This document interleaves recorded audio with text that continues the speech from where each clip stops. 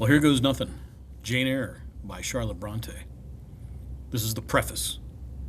A preface to the first edition of Jane Eyre being unnecessary, I gave none.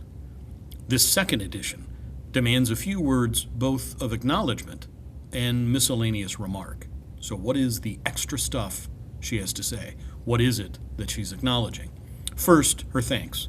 My thanks are due in 3/4. To the public, for the indulgent ear it has inclined to a plain tale with few pretensions. To the press, for the fair field its honest suffrage has opened to an obscure aspirant. To my publishers, for the aid their tact, their energy, their practical sense, and frank liberality have afforded an unknown and unrecommended author. So, acknowledgement that she is an unknown. The press and the public are but vague personifications for me, and I must thank them in vague terms. But my publishers are definite. So are certain generous critics who have encouraged me, as only large-hearted and high-minded men know how to encourage a struggling stranger. To them, that is, to my publishers and the select reviewers, I say cordially, gentlemen, I thank you from my heart. Having thus acknowledged what I owe those who have aided and approved me, I turn to another class. A small one, so far as I know, but not, therefore, to be overlooked. I mean the timorous or carping few who doubt the tendency of such books as Jane Eyre, in whose eyes whatever is unusual is wrong, whose ears detect in each protest against bigotry that parent of crime, an insult to piety, that regent of God on earth. I would suggest to such doubters certain obvious distinctions. I would remind them of certain simple truths. Conventionality is not morality. Self-righteousness is not religion. To attack the first is not to assail the last. To pluck the mask from the face of the Pharisee is not to lift an impious hand to the crown of thorns. These things and deeds are diametrically opposed. They are as distinct as is vice from virtue. Men too often confound them. They should not be confounded. Appearance should not be mistaken for truth. Narrow human doctrines that only tend to elate and magnify a few should not be substituted for the world-redeeming creed of Christ.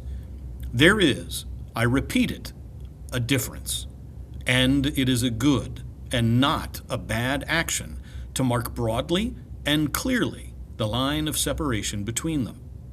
The world may not like to see these ideas dissevered, for it has been accustomed to blend them, finding it convenient to make external show pass for sterling worth, to let whitewashed walls vouch for clean shrines. This is a key idea that you want to remember for our next text. And now I've lost myself. For clean shrines.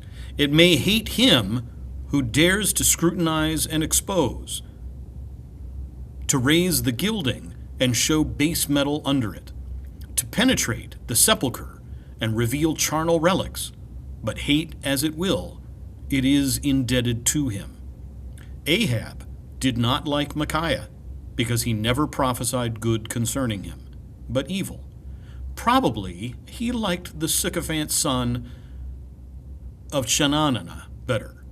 Yet might Ahab have escaped a bloody death had he stopped his ears to flattery and opened them to faithful counsel.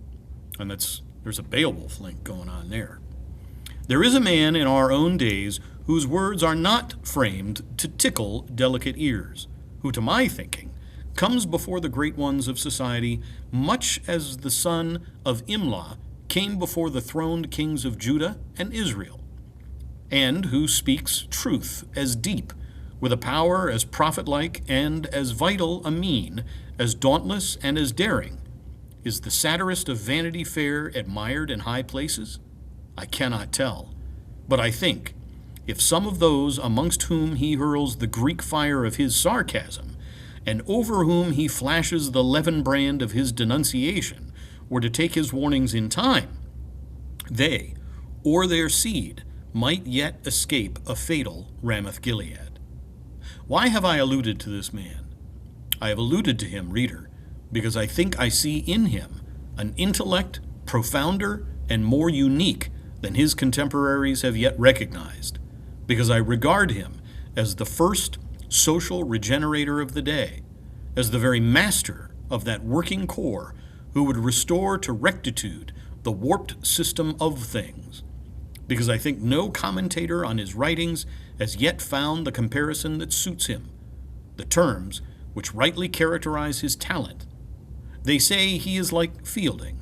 They talk of his wit, humor, comic powers. Yikes, sorry. He resembles Fielding as an eagle does a vulture. Fielding could stoop on carrion, but Thackeray never does. His wit is bright, his humor attractive, but both bear the same relation to his serious genius that the mere lambent sheet lightning playing under the edge of the summer cloud does to the electric death spark hid in its womb. Finally, I have alluded to Mr. Thackeray, because to him, if he will accept the tribute of a total stranger, I have dedicated this second edition of Jane Eyre. Currer Bell, December 21st, 1847. There's a lot of interesting things going on here that we will have to talk about.